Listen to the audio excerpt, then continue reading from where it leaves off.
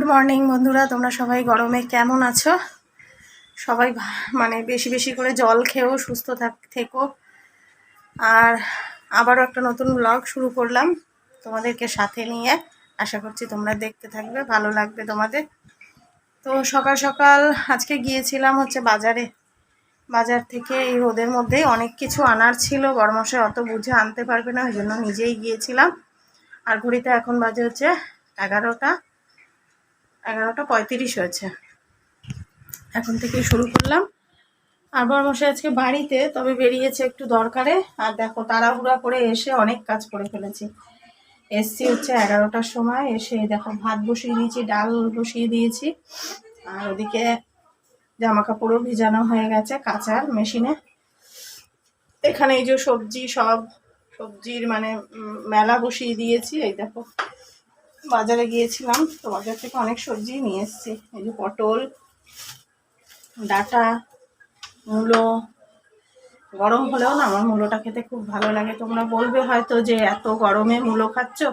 মূলোটা না আমার মানে খুব খুব ভালো খাই মূলো। আমি কি জানি কেন, মূলোর গন্ধটা আমার ভীষণ ভালো লাগে। আর এই যে ফ্রিজ থেকে এই দেখো মাছও বের করে রেখেছি। দেখো মাছ ভাজবো, আর মাছের আজকে ঝোল করব না, একদমই ঝোল করব না, আজকে ভাজা করব। আর এই যে ডাল সেদ্ধ হয়ে গেছে, আম ডাল করব, আম দিয়ে দিয়েছি। আর ভাত বসিয়ে দিয়েছি। আর দেখো এই যে এই জায়গাটা কিন্তু এখনো ঠিক হয়নি। বড়মশাই মিস্ত্রিকে বলেছে, এবারে উনি কবে আসে দেখা যাক। খুবই অসুবিধা হচ্ছে কাজ করতে। এই দেখো, আর শাকগুলো না এত সুন্দর। এই দেখো, দেখা যাক, শাকগুলো কচি কচি তো ভাজতেও পারি। আবার মূলো শাকও রয়েছে এখানে, এই দুটো শাক মিলিয়ে ভাজলে বেশ ভালো লাগে। আর এদিকে ওই যে এদিকে এনেছি বেগুন এনেছি, ওই একটা সবজি করব। আর এনেছি এই দেখো গিমা শাক, দেখতে পাচ্ছ, ওই শাকের বড়া করব, বড়া ভাজা। ধনে পাতা ওই চচ্চড়িটায় দেবো বলে। আর এখানে আছে এই যে কলমি শাকও আছে ভেতরে। এই দেখো ছোট ছোট সরু সরু এই কলমি শাকগুলো না স্বাদ বেশি। এই কলমি শাক 2 আটি আছে ভেতরে। আর এখানে এই যে রসনা, ওই স্যারদের একটু দিই, তো কোনো সময় দইয়ের শরবত, কোনো সময় এর একটুখানি ঠান্ডা জল করে দিই, ওই জন্য 10টা এনে রাখলাম। আর এখানে আলু রসুন এগুলো রয়েছে। আর এতটা পরিমাণে মানে লু বইছে না, তো এই দেখো জানলার পর্দাগুলো ওই জন্য দিয়ে দিয়েছি। প্রত্যেক দিনই জানলার পর্দা দেয়া থাকে। এই দেখো দেখতে পাচ্ছ, জানলার পর্দা দিয়ে দিয়েছি। কারণ আমি রাস্তায় বেরিয়েছিলাম, আমি বুঝতে পারছিলাম যে কি পরিমাণে মানে লু বইছে। সকাল থেকেই আমি গিয়েছিলাম হচ্ছে 10:45 নাগাদ বাজারে গিয়েছিলাম। 2-3টে বাজার ঘুরেছি, মানে ঘুরেছি বলতে সবজি নিয়েছি 3টে বাজার থেকে। একটা বাজার থেকে মাছ, এক জায়গা থেকে সবজি, এরম ভাগে ভাগে নিয়েছি। আর এদিকে এই যে রাই বাড়িতে, রাইদের স্কুলে একটুখানি দয়া করেছে, 3 দিন ছুটি দিয়েছে গরমের জন্য। ওই যে ও ঘুরে বেড়াচ্ছে, ওকে পড়ার কথা বলছি, তো দেখা যাক কখন বসে। এই যে, আর ওরও শরীরটা ভালো নেই, প্রচণ্ড ঠান্ডা লেগেছে। বাজার থেকে এসে শুনলাম যে বমিও করেছে, কফ হয়েছে, প্রচণ্ড পরিমাণে বুকে কফ হয়েছে। ওষুধও চলছে, ডাক্তারের ওষুধও চলছে। কোথায় রাখলি ওষুধটা বাবাই? সরিয়ে দিয়েছিস নাকি? দেখো সিরাপটা কোথায় গেল? আমি কিচ্ছু বলবো না তো, ওষুধটা খাবে না বলে দেখো লুকিয়ে দিয়েছে। যখনই এই সিরাপটা খাওয়াতে নিই না, তখনই চিৎকার চেঁচামেচি করতে থাকে।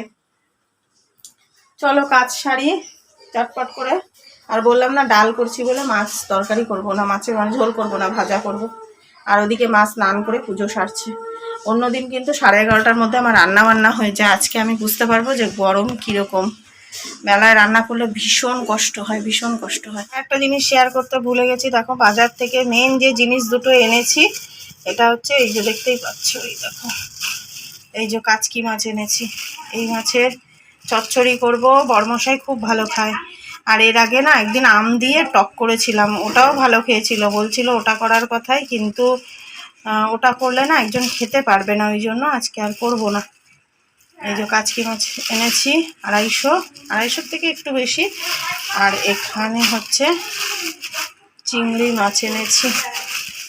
চিংড়ি মাছটা আজকে করবো না, ফ্রিজেই রেখে দেবো এখন, কারণ এক গাদা না ওই মাছটাও রয়েছে, এক গাদা মাছ একদিনে খেলে হবে না,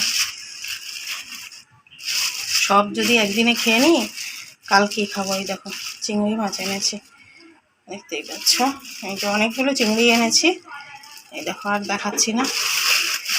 তো এটাকে এখন ফ্রিজে রাখবো।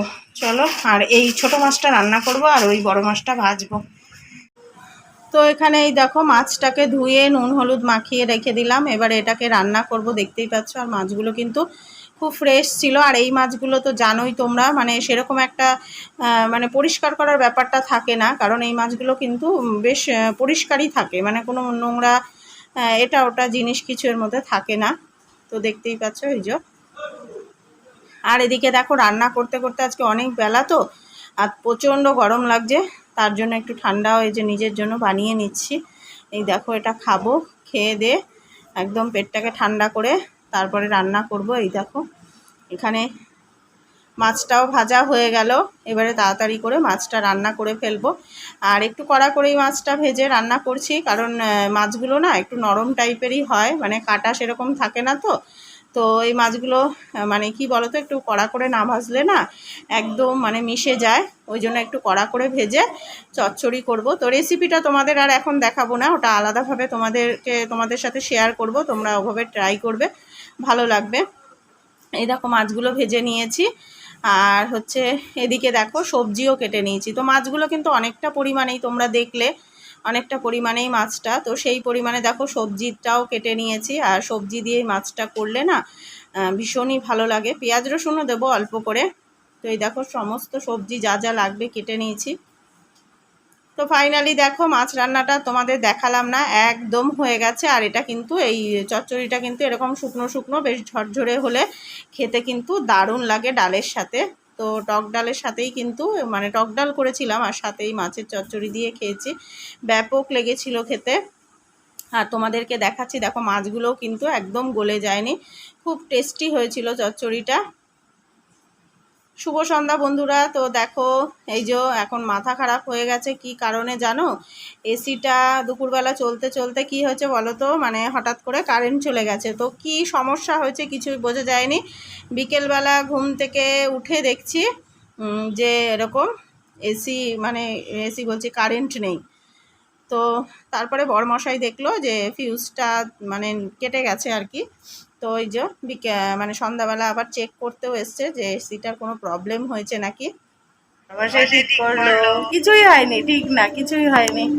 দুপুরবেলা কারেন্ট অফ হয়ে গেছিলো এসি চলতে চলতে, তাই মানে ভেবেছে হয়তো এসি কিছু প্রবলেম হয়েছে, তাই চেক করলো। বাবা এসি যদি খারাপ হতো গরমে পাগল হয়ে যেতাম, ওই জন্য এখনই বললাম চেক করে নিতে, সমস্যা হলে আবার নিজেই ঠিক করে নিতে পারতো। চলো ওই যে চলছে, ভালো হয়েছে বাবা। সারাদিন যেমন তোমার রাত্রিটা একটু শান্তিতে না ঘুমালে না ভালো লাগে না। আর আমাদের উপরটা যেহেতু মানে ঘরে প্রচণ্ড গরম, প্রচণ্ড গরম, নিচে ঘরগুলো কিন্তু অতটা গরম হয় না, উপরে তোমরা জানো যারা থাকো উপরের ঘর কিন্তু সাংঘাতিক গরম হয়। চলো নিচে রাইকে পড়াতে এসছে স্যার, একটুখানি ঠান্ডা ঠান্ডা দিই কিছু। আর ননদের বাড়ি গিয়েছিলাম দেখতে, তো মানে স্যার এসে গেছেন, তো ওই জন্য বেশিক্ষণ বসতেই পারিনি, মানে 15-20 মিনিট মতো বসেই আবার চলে এসেছি। ভেবেছিলাম তোমাদের সঙ্গে একটু শেয়ার করবো, কিন্তু কিচ্ছু শেয়ার করতে পারিনি, মানে জাস্ট ননদের বাড়িতে ঢুকেছি, একটু বসেছি, আর এদিকে স্যার এসে গেছেন বাড়িতে, মানে বাইরে বসেছিলেন, তো তাড়াহুড়া করে চলে এসেছি। চলো এবার নিচে যাই, গিয়ে একটুখানি ঠান্ডা জল একটু শরবত করে দিই,